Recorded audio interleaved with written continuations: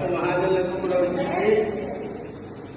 ఈ రోజున మా తల్లి అంటే నా కుమార్తె మా అమ్మ పేరు పెట్టే వెంకటరత్నం. ఇతను మా అత్తగారు అబ్బాయి, మా రెండో అబ్బాయి మేనేజర్ అరుణ్ అయ్యారు. అది చాలా అదృష్టం.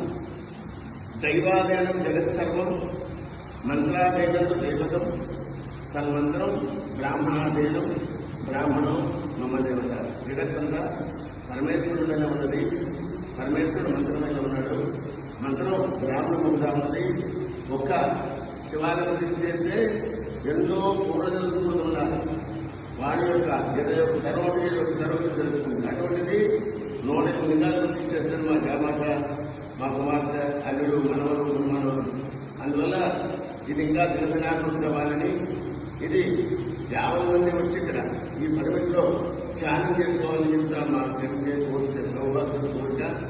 ఎంతమంది వచ్చి ఇక్కడ ధ్యానం చేసుకోవచ్చు. ఏ విధమైన ప్రతిఫలం కూడా ఇవ్వలేదు. మీకు ఆనంద టిప్పుల్లో వేసుకోవచ్చు, లేదా వచ్చి ధ్యానం చేసుకోండి. ఎవరు ఏమీ ఒక రూపాయి కూడా ఇవ్వడం లేదు. ఇది చాలా సుఖమైనది. స్వామివారి ఈశాన్యాన్ని ఉన్నది. అక్కడ మధ్యగా బ్రహ్మ, విష్ణు, మహేశ్వరుడు, సత్యదేవుడు ఉన్నాడు. ఆగ్నేయ గణపతి, నైరుతి సూర్య భగవానుడు, వాయుజ్ఞానం బాలాసుడు, ఈశాన్యాన్ని సెంటర్ అనే ఇక్కడ సెంటర్లో ఉపయోగించాడు. ఇది చాలా సుకృతం.